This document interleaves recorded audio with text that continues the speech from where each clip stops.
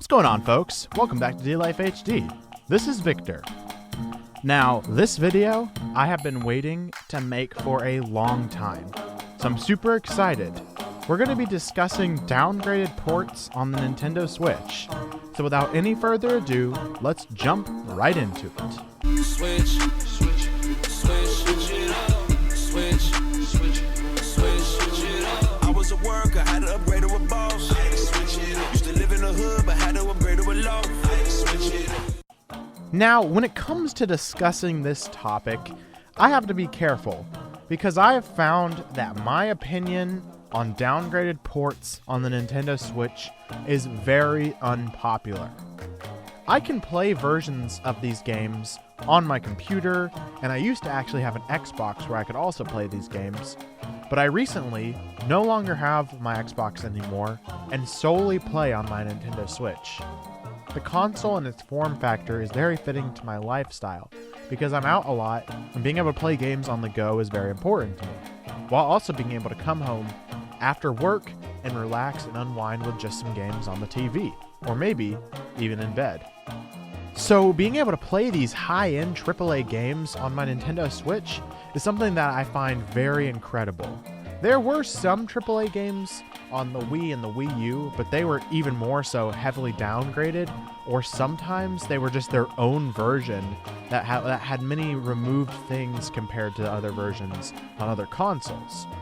But a lot of what we're getting on the Nintendo Switch are the original versions of these games. Ones that come to mind are things like Doom. Doom 2016 is one of my favorite Switch games, solely because it's a first-person shooter that I can play anywhere. To play the campaign, it doesn't require any type of internet connection if you don't want to. So I can go around and shoot things when I'm on the go. Maybe I'm on my break from work, or maybe I'm waiting in my car to go to the doctor or something like that. I can play these games on the go. Of course, some of these AAA games require internet, for instance, Warframe, and so having to take it on the go and be connected to the internet seems to be a hassle, and you might as well play the games like that on another console because you'll have to be at home in order to play them. Now, here's my personal opinion.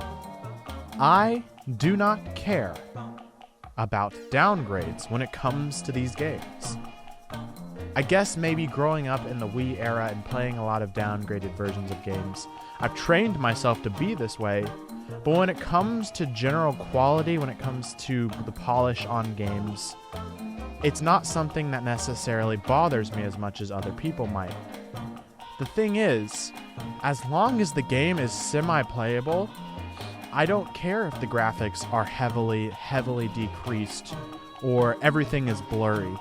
I don't care if the frames are cut in half to that of other consoles. For example, 30 frames.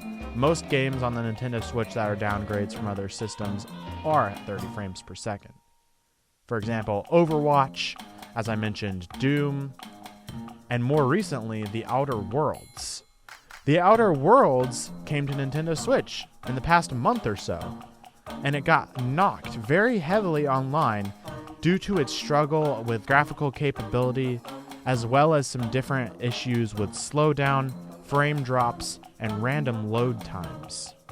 Now, for me, as I've stated before, and of course I'm biased with this, I am able to play these games. I enjoy having that ability to take them on the go. I enjoy even being able to take Warframe, which is downgraded in graphical capability, on the go in my own house and be connected to the internet. Something about that is so appealing to me that looking over these flaws of these downgraded versions of ports is something that I find incredible. In fact, I find it almost as a niche thing. Being able to see these games on a different kind of console, something that you normally wouldn't see from any other company, that is. That's something that I really appreciate. Companies putting the time to bring it to the Nintendo Switch console to people who don't own other consoles so they can finally experience these awesome games. Something about that I appreciate. We're even getting Doom Eternal. We're supposed to get that day and date on March 20th when it released on other consoles, but they're willing to push it out some, polish it, make sure it's pretty playable, and just slightly downgrade from the other consoles so everybody can enjoy these ports. I hear people all the time say, play this game somewhere else if you can, but if you only own a Nintendo Switch, play it there. People see it from their own point of view. You know, I wouldn't want to play that there. I wouldn't want to play it when it's downgraded. But there are plenty of people I find that are like me, that like that sacrifice in order to have it in handheld mode.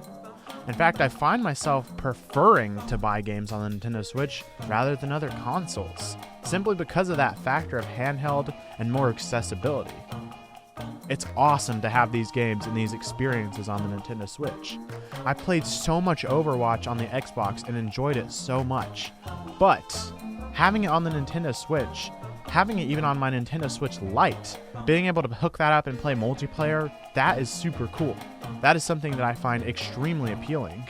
It's very accessible to all people. And I think that might be one of Nintendo's key factors in the future. Now, going into this next generation, of course, it will be more difficult for people to downgrade these crazy AAA next generation games. But perhaps we will see more and more of this generation's games come to the Nintendo Switch. There are plenty of first-person shooters and action RPGs that are demanding that we might see to come to the Nintendo Switch. Open-world games like The Witcher that will have graphical downgrades but still be relatively playable. And people I get to experience that for the first time on the Nintendo Switch are lucky. Alright folks, that's going to do it for this episode. Let us know in the comments down below if you agree with my opinions.